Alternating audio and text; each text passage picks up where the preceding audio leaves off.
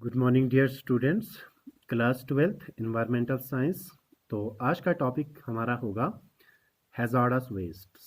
ठीक है, तो पहले हम देखेंगे कि ये हैजार्डस वेस्ट्स किन को कहा जाता है। क्या सब वेस्ट्स को हम हैजार्डस वेस्ट कह सकते हैं? बिल्कुल भी नहीं। ठीक है, सब वेस्ट जो है हैजार्डस नहीं होते हैं। ठीक है, तो पहले हम डेफिनेशन देखेंगे कि हैजार्डस वेस्ट किन को कहा जाएगा। ठीक है, तो पहले हम इसका डेफिनेशन की तरफ आते हैं। हैजार्डस वेस्ट को अगर हम डिफाइन करेंगे तो कैसे डिफाइन करेंगे?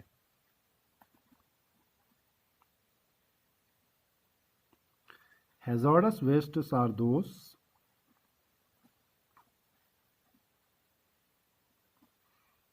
that can cause harm to human, यानी कोई भी हमारे जो है living organism, humans and the environment. और भी बहुत तरीकों से हम डिफाइन कर सकते हैं।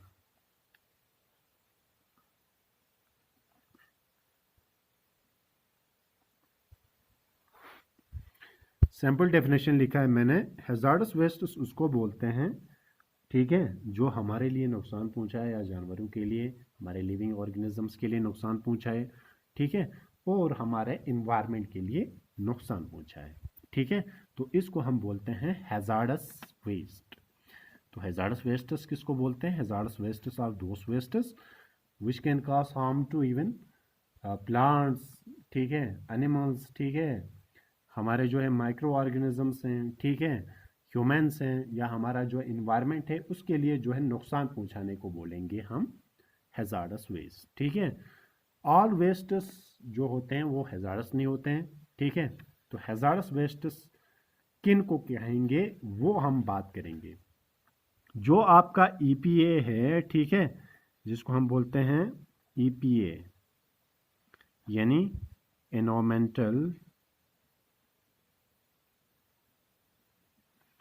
प्रोटेक्शन एक्ट,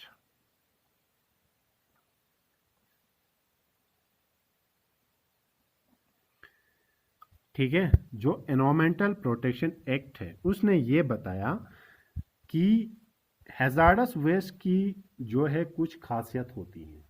ठीक है, एनवायरमेंटल प्रोटेक्शन ने ये बताया कि जो है हैजार्डस वेस्ट की कुछ खासियत हैं। ठीक है, अगर ये खासियत में से एक भी खासियत अगर पाया जाए किसी वेस्ट में तो हम कह सकते हैं कि ये वेस्ट जो है वो हैजार्डस वेस्ट है। क्लियर हो गया?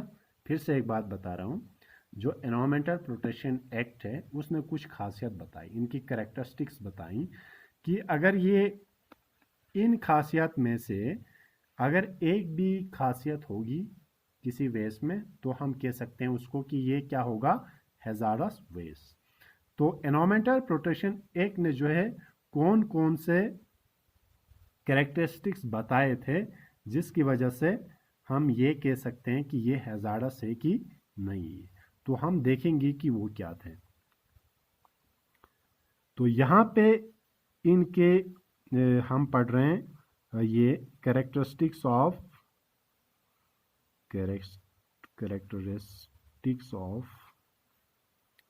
Hazards waste.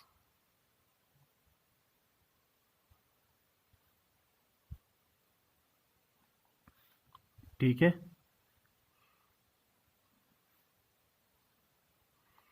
Characteristics of hazardous waste यानी हैजार्डस वेस्ट के क्या क्या जो है कैरेक्टरिस्टिक्स हो सकते हैं, खासियत हो सकते हैं।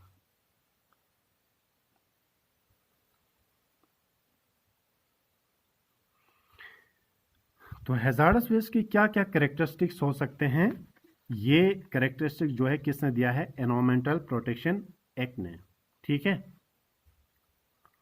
तो कैरेक्टरिस्टिक्स क्या हो सकते हैं? पहला कैरेक्टरिस्टिक जो है वो है आपका इग्नेटिबिलिटी। ये हम जो है वन बाय वन डिटेल में डिस्कस करेंगे। इग्नेटेबिलिटी, ठीक है, दूसरा जो है कोरोसिविटी यानी कोरोसिव नेचर। तीसरा है रिएक्टिविटी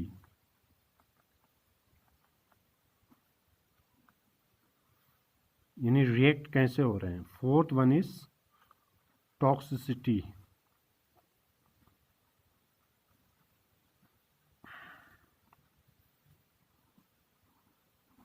तो एनवायरमेंटल प्रोटेक्शन एक्ट ने जो है हैजार्डस वेस्ट के अंदर जो है 4 कैरेक्टरिस्टिक्स बता दी।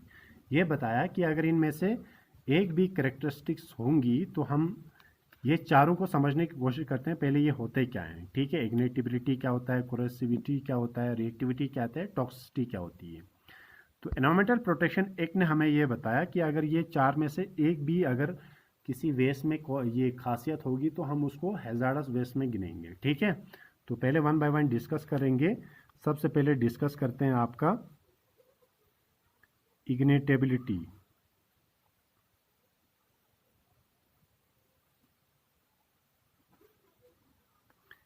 इग्निटेबिलिटी किस वेस्ट को कहेंगे? इग्निटेबिलिटी उसको कहेंगे the things which catch fire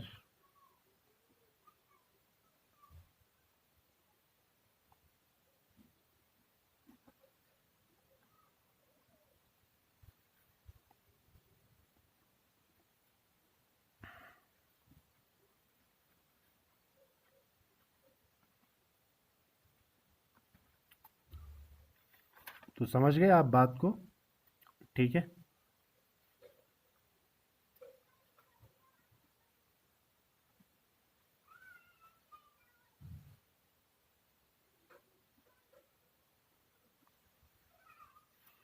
तीन एग्जांपल्स काफ़ी हैं, ठीक है।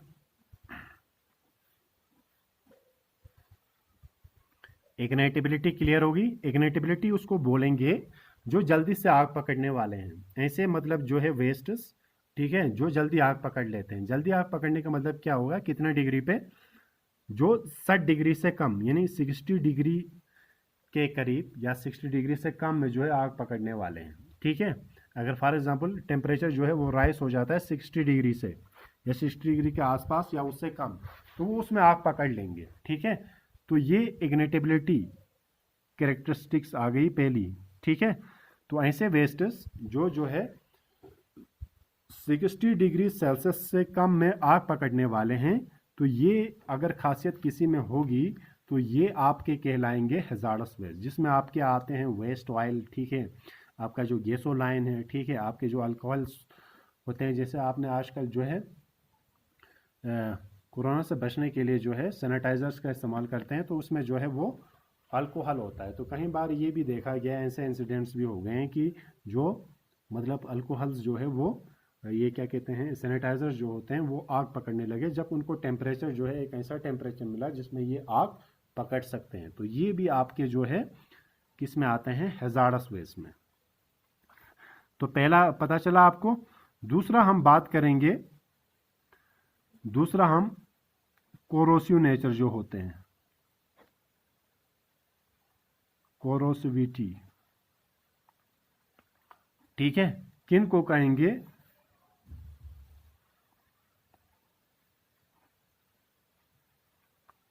Corrosive wastes are acids and bases, ठीक है, जिनका pH जो है लेस देन और इक्वल टू जो होता है, कितना डिग्री होता है, 2 और greater than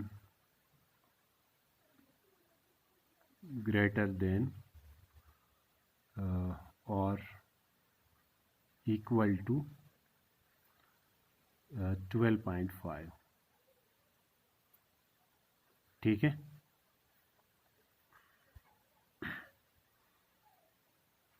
that are capable of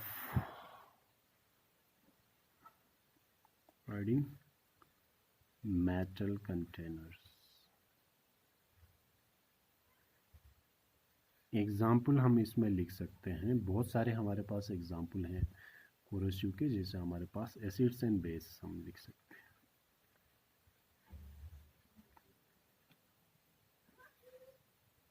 acids and base.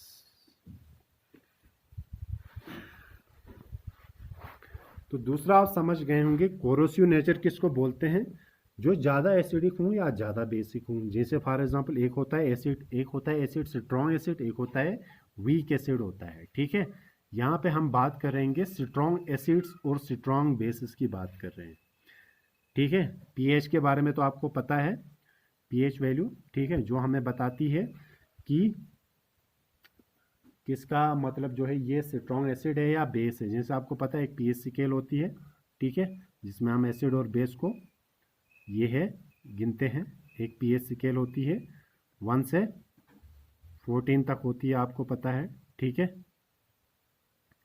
12, 10, 9, 8, फिर 7 होता है, ठीक है।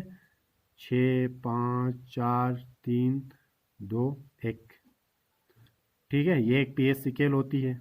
साथ हमारे पास क्या होता है, न्यूट्रल होता है। इससे नीचे होगा तो वो होगा एसिड, ठीक है। इससे ऊपर होगा तो वो होगा बेस, ठीक है। तो जितना ये ऊपर होगा, ठीक है, उतना बेसिसिटी, बेस जो है ज़्यादा होगा, बेस होगा। जैसे फॉर एग्जाम्पल मैं कहूँगा 14 या 13, 13 में से कौन सा बेसिक ज़्यादा है, तो मैं आप कहेंगे बेसिक जो है वो 14 है, ठीक है। अगर मैं आप कहूँगा पीएच जिसका वैल्यू 2 है वो ज़्यादा एसिडिक है या 4 ज़्यादा एसिडिक है, तो आप कहेंगे एसिडिक जो है वो 2 ज़्यादा है, ठीक है। जितना कम होगा उतना ज़्यादा एसिडिक होता है, जितना ज़्यादा ऊपर होगा उतना बेस ज़्यादा होता है। तो जितना ये यहाँ से जा रहा है ना, इसकी तरह ये न्यूट्रल की तरह जा रहा है, तो एसिडिटी कम होती है, एसिड। तो जितना कम होगा ना उतना एसिड स्ट्रांग होगा, जितना ज़्यादा बेस ऊपर जाएगा उतना बेस ज़्यादा स्ट्रांग। तो यहाँ पे स्ट्रांग एसिड और स्ट्रांग बेस की बात कर रहे हैं हम, ठीक है।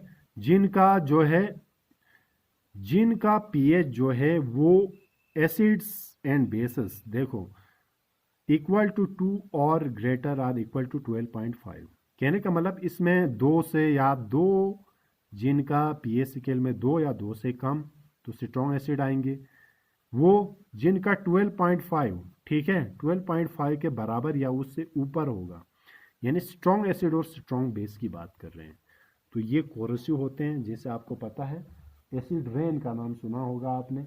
एसिड रेन जो है वो आपके बहुत सारे ऐसे ऑब्जेक्ट्स को कोरोड कर देता है, ठीक है, उसमें कोरोजन पैदा कर देता है। जैसे आपके जो मॉन्यूमेंट्स बने होते हैं उसमें जो मार्बल का बना है उसके साथ वो रिएक्शन करते हैं, ठीक है, एसिड का रिएक्शन हो जाता है, काफ़ी रिएक्टिव हो जाते हैं, ठीक है। तो उससे जो है आपकी जो है मॉन्यूमेंट्स के नेचुरल ब्यूटी ख़त्म हो जाती है।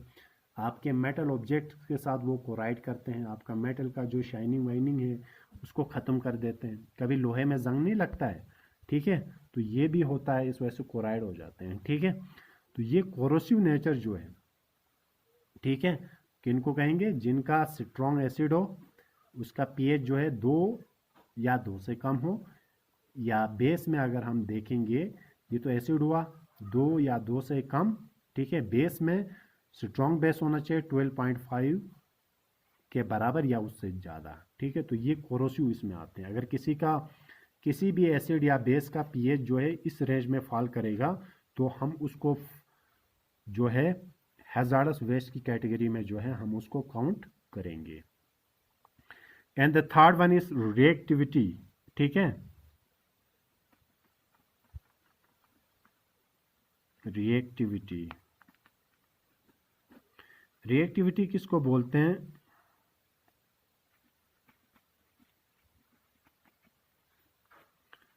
रिएक्टिव वेस्ट्स और unstable under normal conditions.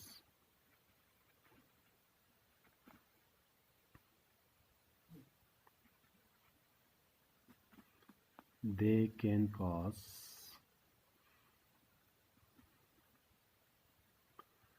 explosion toxic fumes, gases or vapors when heated.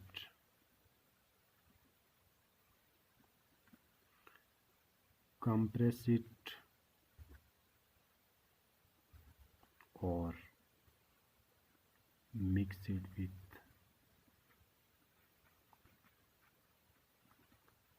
it with water. Example इसमें भी बहुत सारे एग्जाम्पल्स हम लिख सकते हैं रिएक्टिव वेस्ट्स में भी, जैसे हमारे पास गन पाउडर है, ठीक है, हमारे पास जो है नाइट्रोग्लिसरीन है,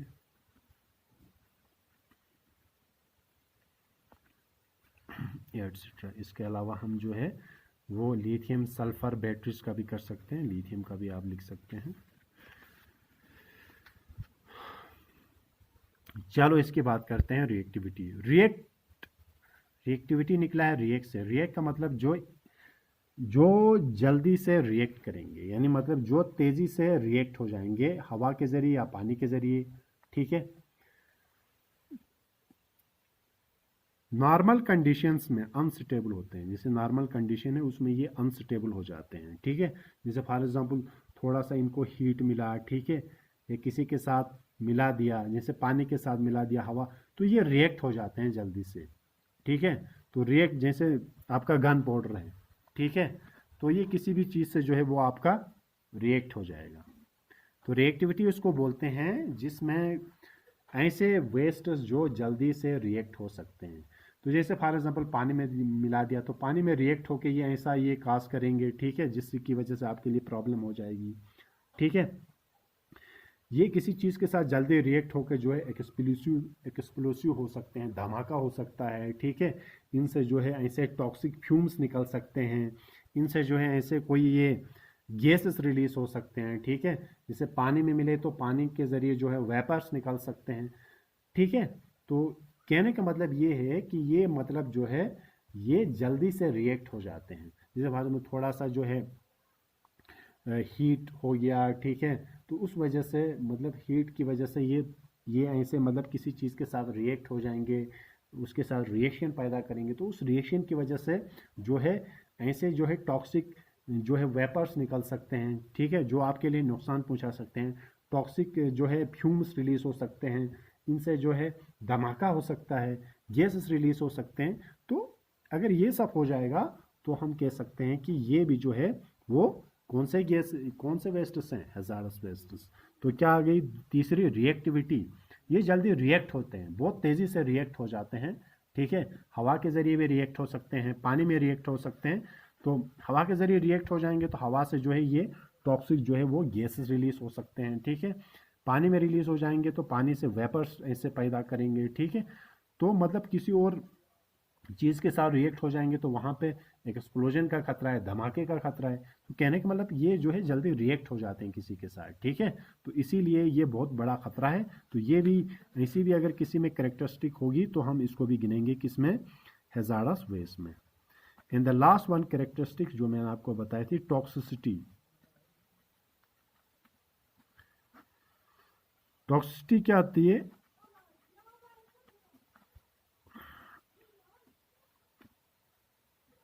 टॉक्सिक वेस्ट्स और हार्मफुल, या हम कह सकते हैं फैटल व्हेन ingested और absorb it, ठीक है। एग्जाम्पल हम लिख सकते हैं,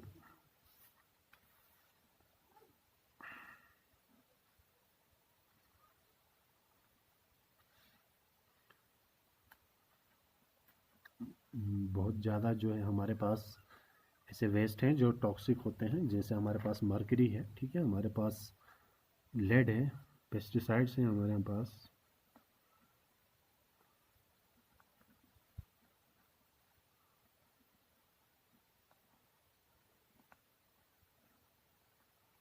हेवी मेटल्स में जैसे मर्करी आया, ठीक है। तो टॉक्सिसिटी होनी चाहिए चौथी कैटेगरी। टॉक्सिसिटी इसको बोलेंगे जो समझो हमारे लिए जो है अगर स्मॉल अमाउंट में भी चले जाएंगे या स्मॉल अमाउंट में भी हमारे बॉडी के अंदर चले जाएंगे तो ये हमारे अंदर जो है बहुत किस्म के प्रॉब्लम्स क्रिएट कर सकते हैं।